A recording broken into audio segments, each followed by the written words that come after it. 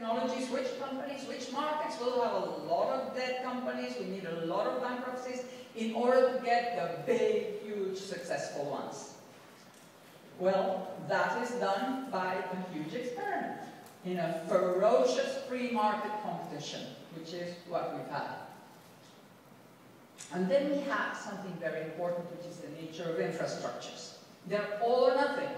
If you have trains from this city to that city and then from that city to that other, you don't have a network. You need to have the whole network.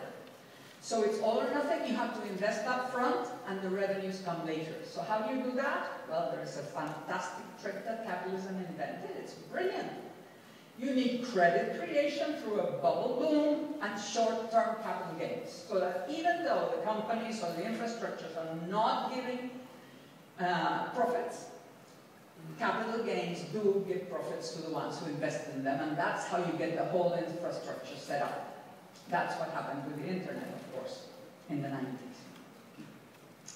But once the bubble collapses, the job is done. The new paradigm is already installed and can be deployed. But that requires a structural shift away from the casino economy.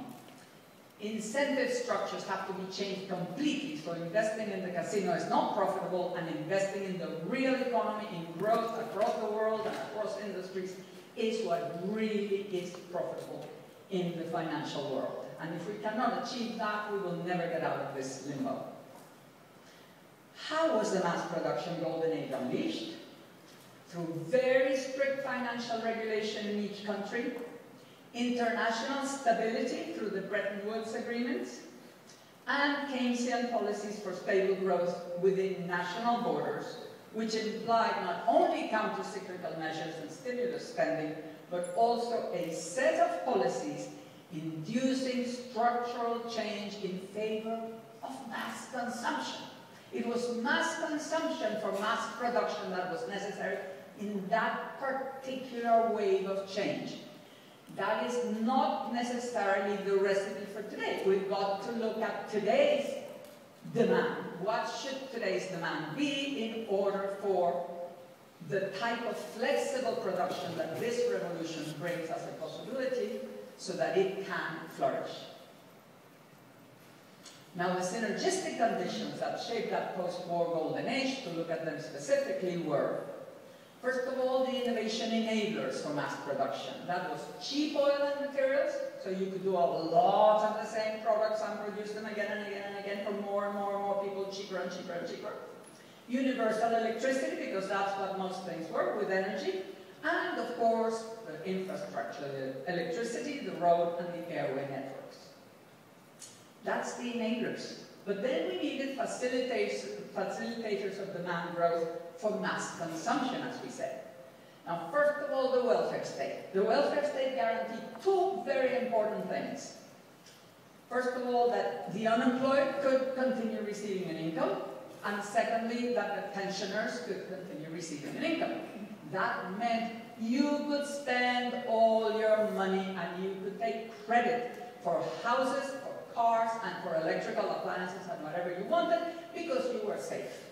And of course, the companies were not afraid to give you credit because you weren't going to return everything whenever you had a recession.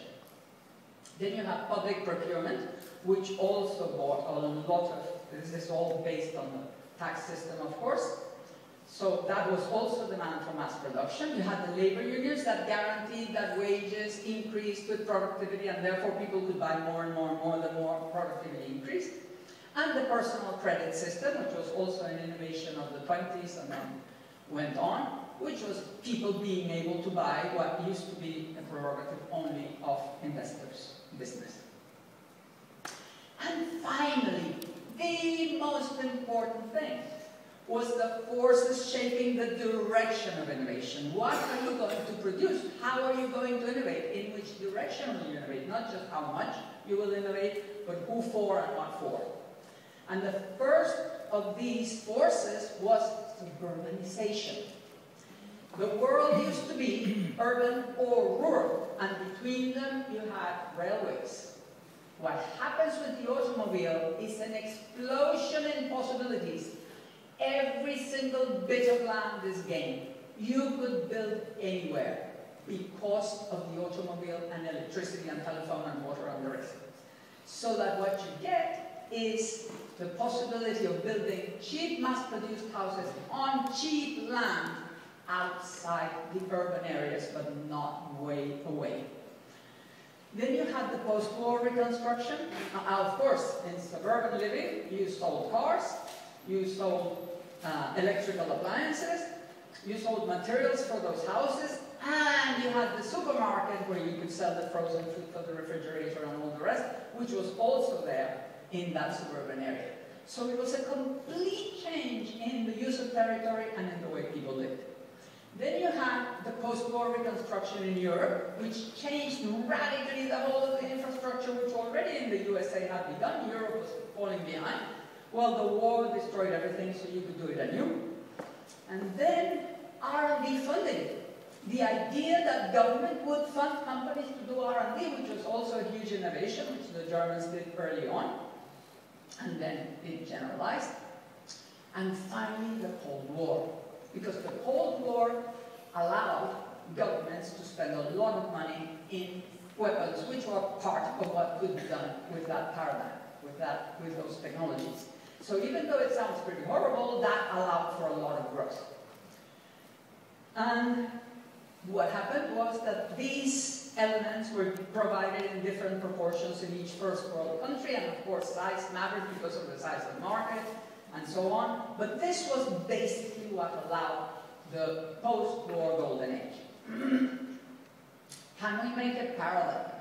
Because this was a positive sum game that turned workers into middle-income consumers and brought the greatest boom in history. What is the new technological potential? What we have is a major techno-economic paradigm shift. A change in the relative cost structures changes the direction of innovation. If you have something that's powerful and cheap, then you tend to pull everybody into innovating in those directions. What is it that we had before? We have the logic of cheap energy, which was oil, for transport, electricity, and the whole of petrochemicals, all the synthetic materials. Can you imagine the amount of innovation that could be done then? Well, we can imagine it because we already saw it. But now we're going to the logic of cheap information, its processing, transmission, and productive use. Well, we have seen a lot of that in the information technologies themselves. But the thing is that just as the cheap energy world pushed people into preference for tangible products and disposability, everything was waste, unthinking use of energy and materials, which were very cheap, we are now, or should be going, to preference for service and intangible value rather than physical things, and a huge potential for savings in energy and materials, both using less energy and less materials, and durability, no longer a world of waste. And then the possibility of having second-hand, third-hand, fourth-hand, fifth-hand, etc., so that we can spread, in terms of cost, that long life of products. So we are actually moving from the unavoidable environmental destruction to the capacity for environmental friendliness. But cheap Asian labor and the return of cheap oil for a while, from the 90s, especially in the 90s, have hindered the use of this huge opportunity space. Well, Asian labor is getting less cheap, and definitely oil and materials are getting less cheap too. They're actually getting quite expensive. Can we hope then that this possibility could be brought to fruition? What could be a new global positive sum game? Well, we have the same three elements. We would have the enabler, universal ICT. We would have the demand growth, full global development, more and more people coming in.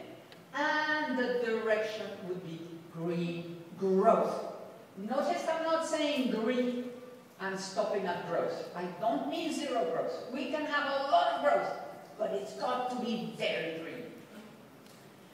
Now, what's universal ICT.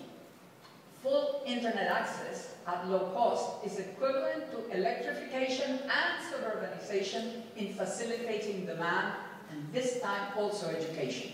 Because the whole of the information technology world requires everybody to be educated, and therefore it's a means to an end that brings both results. Now, green growth, revamping transport, energy, products, production and consumption patterns to make them sustainable is equivalent to post-war reconstruction and the spread of suburbia. It is really an enormous amount of investment possibilities in regular things, but transformative. And then the growth of demand, full global development, incorporating successive new millions into sustainable consumption patterns is equivalent to the welfare state and government procurement in terms of demand creation. So here we have the new possible positive sum game. And the elements are interconnected because internet access is the social and geographic frontier of the global market. You cannot incorporate new millions if you don't give them internet, because that is where the global economy ends, where internet no longer reaches.